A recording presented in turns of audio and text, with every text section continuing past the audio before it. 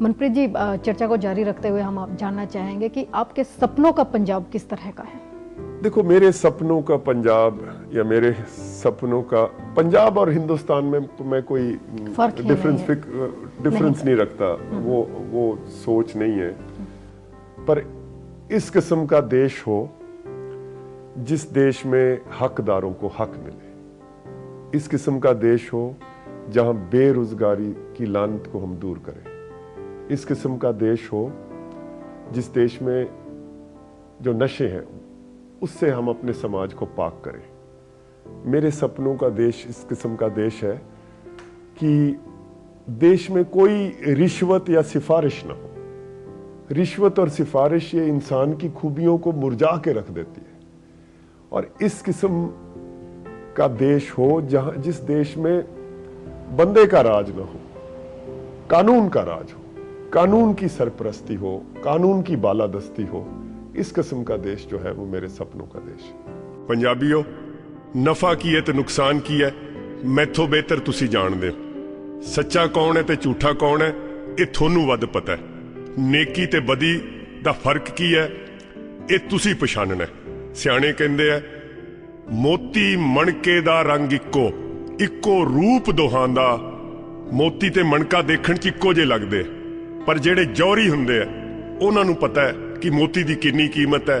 मणका दा कच दा हुंदा है, पैसे दो पैसे दा हुंदा है। सियाणे कहंदे आ मोती मणके दा रंग इक्को रूप दोहां दा, पर जदों इन्हां दी कीमत लाइए पाड़ा लखां कोहां दा।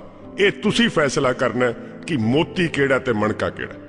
मैनू शहीदां दे लहू दी कसम, जो रस्ता खटकड़ कलां चुनिया, जे उसे रस्ते ते चलदे रहे तां पंजाबियों रब चक के खुशहाली थोड़े बच्चियां दे पैरां दे अगे रख दे।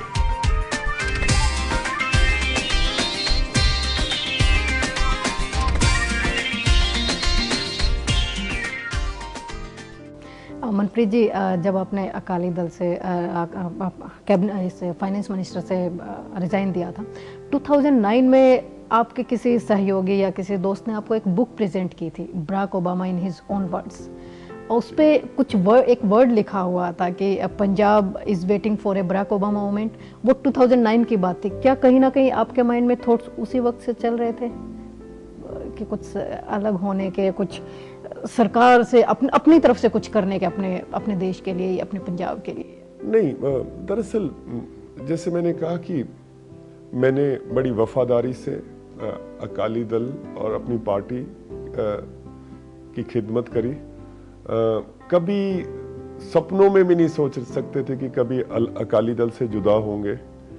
और अकाली दल क्या था, मैं समझता था मैं ही अकाली दल हूं। और अकाली दल क्या है? फाइनेंस मिनिस्टर अगर अकाली दल नहीं है तो और अकाली दल क्या है? अकाली दल ने मेरे से कुछ छुपा के नहीं रखा। पंजाब की हिस्ट्री में सबसे छोटी उम्र में मैं फाइनेंस मिनिस्टर बना, और पार्टी मुझे क्या दे सकती थी? तो अकाली दल का जो रैंक है, काडर है, उन्होंने मुझे बहुत प्यार किया। तो ऐसी बात नहीं थी कि कभी मन में ऐसी थी। और मैं समझता था कि अगर थोड़े बहुत डिफरेंसेस हैं कैबिनेट में, तो ये बड़ी पीढ़ी जो हमसे बड़ी है और जेनरेशन गैप है। कई बार बच्चों के और पेरेंट्स के भी सोचने में गैप पड़ जाता है। वो जेनरेशन गैप होता है। कई बार माँ बाप, हम तो खुद माँ बाप हैं, हम अपने बच्चों को जानते हैं, वो समझ नहीं पाते।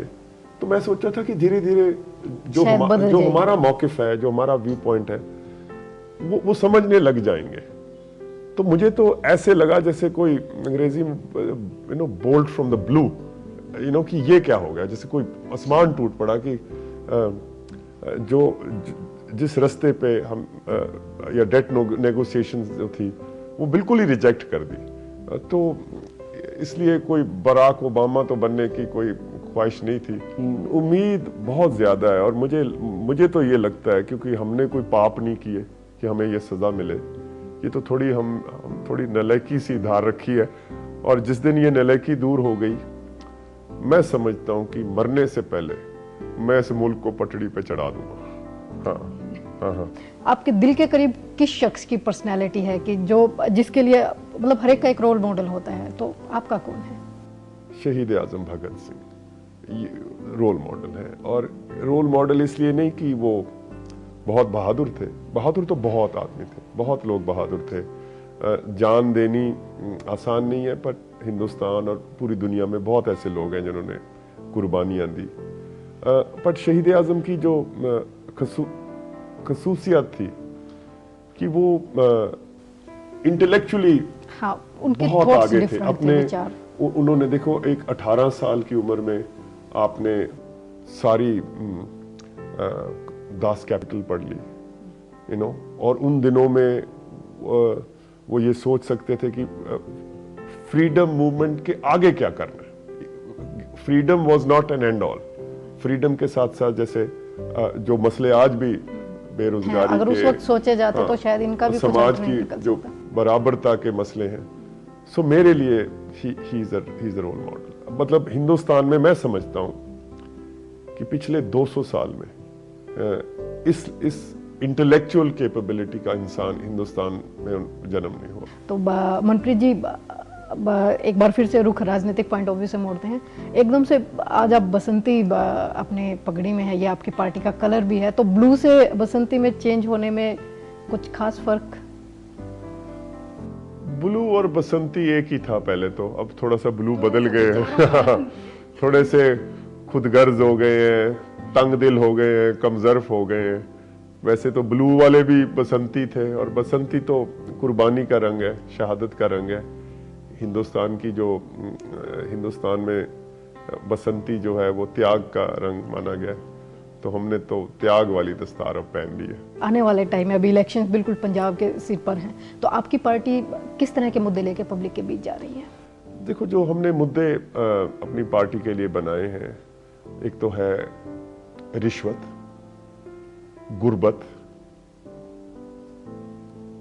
अनपढ़ता, फिरका प्रस्ती, बेरोजगारी, नशाखोरी, और जो पंजाब की जो डगमगाती आर्थिक स्थिति है, जब तक ये मजबूत नहीं होगी, वो हमारे पंजाबी में एक कहावत है कि पेट ना पइयां रोटियां ते सबे गल्लां खोटियां।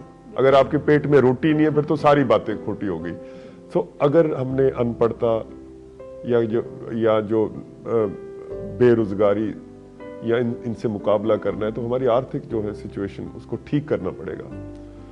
सो इन मुद्दों को लेके पंजाब का जो अगला इलेक्शन, और खास करके जो रिश्वत है, तो ये हमारे लिए एक हिंदुस्तान के लिए it's the biggest impediment in the progress of this nation.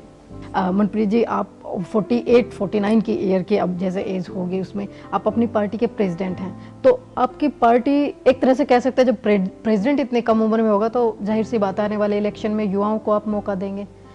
तो हमने फैसला किया है कि पार्टी में कम से कम 50% जो असेंबली सीट्स हैं वो यंग पीपल और लेडीज, विमेन, औरतों को, खवातीन को जो है उनको पार्टी में जरूर रिप्रेजेंटेशन देगी। और ये एक्चुअली रिप्रेजेंट करता है जो हमारा यूथ का रेशो है, जो एक्चुअली हमारा पंजाब की आबादी है उसका 50% हिस्सा हमारी जो कम उम्र वाली पीढ़ी है, सो उसमें वैसे ही रखा जाएगा जो पंजाब की तस्वीर है। मतलब उन्हें मौका देंगे ताकि आगे बढ़े, कुछ नए विचारों पे एक्सपेरिमेंट किया जा सके। जब पार्टी पे आप एक्सपेरिमेंट कर सकते हैं तो यूथ की थॉट्स के साथ भी एक्सपेरिमेंट। और आज हमारी जो पार्टी की सपोर्ट है, उसकी जो बैकबोन कह सकते हैं, रीढ़ की हड्डी, वो भी यूथ है। यूथ बहुत जोर शोर से, गर्म जोशी से हमारे साथ चला हुआ है।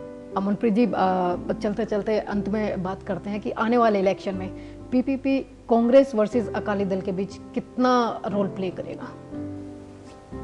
देखिए, मैं हमेशा कहता हूं और आज आपसे भी कहूंगा कि हम अगली सरकार पंजाब की बनाएंगे, और अगर हमने ना पंजाब की में सरकार बनाई तो हम लोगों से इसका मतलब हमने लोगों से धोखा किया है, क्योंकि पंजाब के लोग चाहते हैं कि एक नया बदल आए, एक इस किस्म की सरकार हो जहां लोगों को इज्जत मिले, इंसाफ मिले, रोजगार मिले।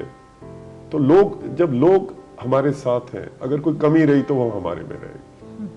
पर मेरा थोड़े नाल वादा है, अज तो 6 महीनों बाद पंजाब दे विच पीपल्स पार्टी दी सरकार होगी, पीपल्स पार्टी दी सरकार होगी, ते मेरा थोड़े नाल वादा है। तो उम्मीद करते हैं कि आने वाले इलेक्शंस में बहुत पूरे जोशो खरोश के साथ आप पार्टिसिपेट कर रहे हैं, और इंशाल्लाह अगर सरकार आती है तो बेहतरीन रहेगा, और शायद पंजाब भी एक बदलाव देखने के लिए तैयार हो जाए। तो हमारे आज के शो में आने के लिए मनप्रीत जी आपका बहुत बहुत धन्यवाद। आपने मौका दिया, इसके लिए मैं आपका एहसानमंद। शुक्रिया सर, थैंक यू। पल दो पल में इस हफ्ते हमारी आज की शख्सियत थे पीपीपी प्रेसिडेंट मनप्रीत सिंह बादल जी। अगले हफ्ते इसी प्रोग्राम में मुलाकात करेंगे एक और नए हस्ताक्षर के साथ। तब तक के लिए हमें दीजिए इजाजत। नमस्कार। हमारे इस वीकली प्रोग्राम में हर हफ्ते हम आपकी मुलाकात करवाते हैं कुछ जानी मानी हस्तियों से। आपको जमीन चाहिए तो इतना आपका पैसा बनता है, आप इस भाव से सरकार आपको जमीन दे देगी। में बने हुए लोगों ने जो पैसा सरकारी कोष में जाना चाहिए था, वैसा सिस्टम बना दिया कि वो इनकी अपनी जेब में जा रहा है। मैं समझता हूँ कि मेरा उद्देश्य केवल एक ही है कि हमारा जो हरियाणा है वो तरक्की करे। तो मुझे एक पीड़ा बहुत सताती है, तो ये कि मैं अपने बच्चों की पार्ट ऑफ ग्रोइंग अप नहीं रहा। ये उनकी सोच है जो क्रिकेट एडमिनिस्ट्रेटर हैं, जो क्रिकेट को संभाल रहे हैं, शायद उनकी सोच हमारी सोच से अलग है। चैलेंजेस आते हैं बिजनेस में, बहुत बड़े बड़े चैलेंजेस आते हैं, बड़े बड़े सेटबैक्स भी मिलते हैं। अगले हफ्ते पल दो पल में इसी समय इसी वक्त मुलाकात करेंगे एक और नई हस्ती से।